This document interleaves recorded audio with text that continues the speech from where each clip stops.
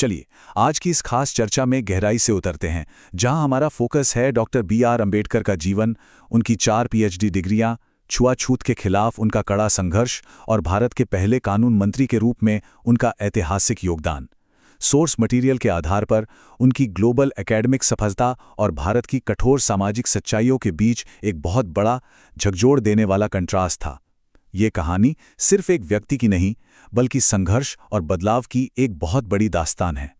इस सफर को सही मायनों में समझने के लिए हमें सबसे पहले उनके बचपन की उस कड़वी सच्चाई का सामना करना होगा। जरा सोचिए, क्या बिना पानी पिए पढ़ाई करना मुमकिन है? बिल्कुल नहीं ना।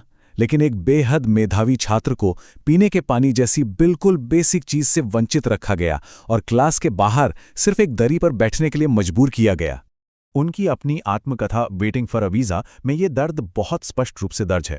ये भेदभाव इतना गहरा था कि अगर स्कूल का चपरासी नहीं आया तो उस छोटे से बच्चे को पूरा पूरा दिन बिना पानी के रहना पड़ता था। चपरासी दूर से ऊपर से पानी डालता था ताकि वो बच्चा बर्तन को छू न ले।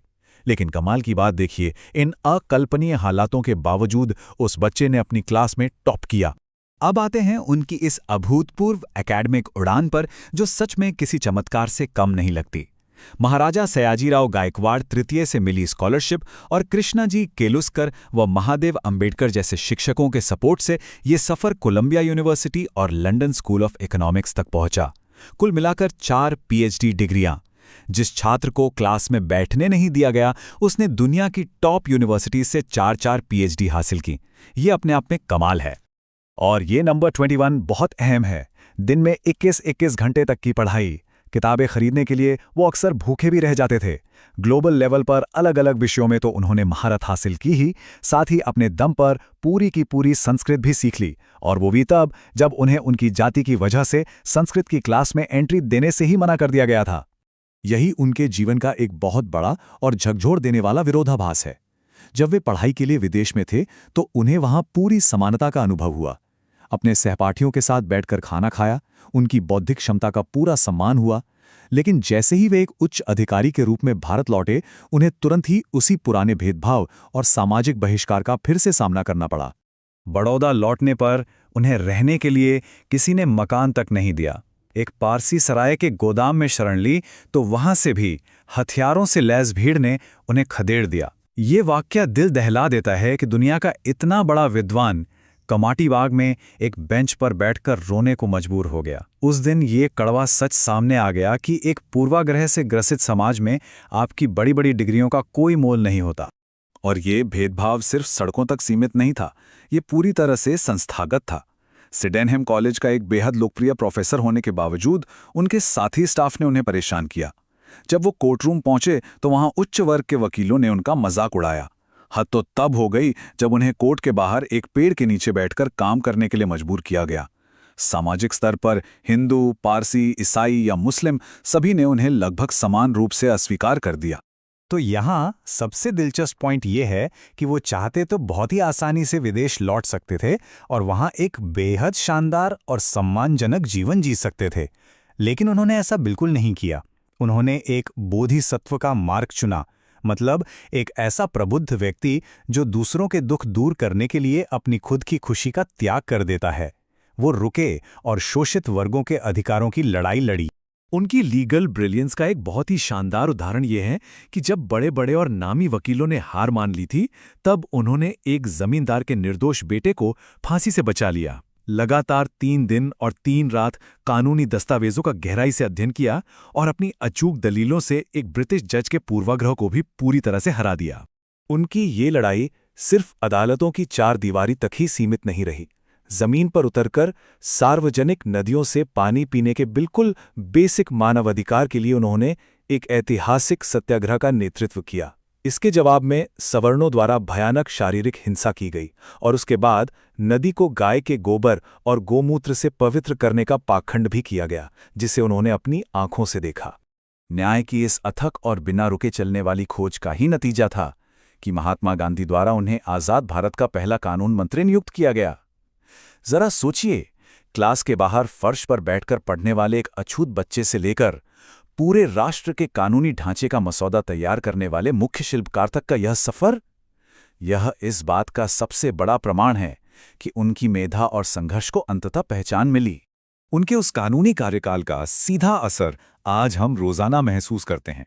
आज जो 9 to 5 का वर्किंग आवर है, 8 घंटे की शिफ्ट का नियम है, समान वेतन और ओवरटाइम के अधिकार मौजूद हैं, वे सब सीधे तौर पर श्रम अधिकारों के प्रति उनके मजबूत और अडिग संघर्ष का ही नतीजा है।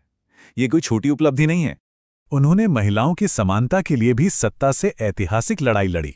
इसी संघर्ष के चलते अंततः 1951 में उन्होंने कैबिनेट से इस्तीफा तक दे दिया, लेकिन उनके इसी कड़े कदम ने ऐतिहासिक हिंदू कोड बिल का रास्ता साफ किया। Hindu marriage act, adoption act और सक्सेशन एक्ट जैसे महत्वपूर्ण कानून बने, जिन्होंने महिलाओं को एक अभूतपूर्व सशक्तिकरण दिया। राजनीति और कानून के दायरे से परे अगर देखें तो वो एक ऐसे बुद्धिजीवी थे जिनकी कोई बराबरी नहीं थी। उन्होंने अपने जीवन काल में 21 विशाल ग्रंथ लिखे। 1956 में जब उनका निधन हुआ तब उनकी पर्सनल लाइब्रेरी में आश्चर्यजनक रूप से 35,000 किताबें मौजूद थीं। ये आंकड़ा उनकी ज्ञान की भूख और विद्वत्ता को साफ साफ दर्शाता है। वे भगवत गीता और स्कंद पुराण जैसे प्राचीन ग्रंथों की भी गहरी समझ रखते थे। उनका दार्शनिक नजरिया बिल्कुल स्पष्ट था। असली वर्ण जन्म से नहीं बल्कि व्यक्ति के कर्म और उसकी बुद्धि से तय होता है।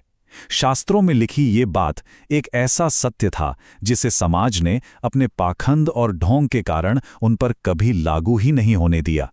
साल 1927 में ही उन्होंने ये घोषणा कर दी थी कि जिस धर्म में उन्होंने जन्म लिया है उसमें वो अपनी आखिरी सांस नहीं लेंगे। लेकिन फिर भी यहाँ एक बार फिर ये नंबर 21 उनके असीम धैर्य को दिखाता है। कोई भी बड़ा और निर्णायक कदम उठाने से पहले उन्होंने समाज को खुद में सुधार लाने का मौका दिया और पूरे 21 साल तक बहुत ही शांति से इंतजार किया। जब इतने लंबे इंतजार के बाद भी सिस्टम में कोई ठोस बदलाव नहीं दिखा तो अक्टूबर 1956 में नागपुर में उन्होंने एक ऐतिहासिक कदम उठाया। अपने निधन से बस कुछ ही सप्ताह पहले उन्होंने और उनके करीब 8 लाख अनुयायियों ने एक साथ बौद्ध धर्म अपना लिया। ये असल में एक ऐसे आध्यात्मिक मार्ग की तलाश थी जो उन्हें पूर्ण समानता और मानवीय सम्मान की पक्की गारंटी देता हो। इस पूरी चर्चा और सोर्स मटेरियल पर विचार करते हुए आधुनिक समाज के लिए 3 बेहद अहम सबक निकलकर सामने आते हैं। पहला, शिक्षा लगातार प्राप्त करते रहें और उस ज्ञान को विजडम यानी बुद्धिमत्ता में बदलें। दूसरा, अपनी व्यक्तिगत सफलता को सिर्फ अपने तक न रखें बल्कि पूरे समुदाय के उत्थान के लिए समर्पित करें।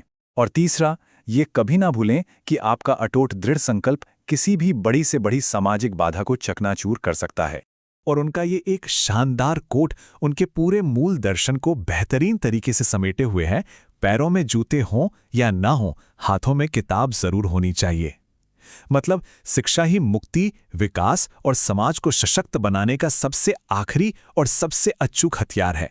तो ये पूरा विश्लेषण आखिर में एक बहुत ही गहरा सवाल छोड़ जाता है। जिन ढांचागत बदलावों, अदम्य दृढ़ संकल्प और शिक्षा के प्रति जिस अटूट समर्पण की डॉक्टर अंबेडकर ने वकालत की, उन्हें आज की इन मॉडर्न असमानताओं को दूर करने और सच में एक समान समाज बनाने के लिए हम कैसे लागू कर सकते हैं? ये एक ऐसा सवाल है जिस पर हम सभी को गंभीरता से विचार करना चाहिए।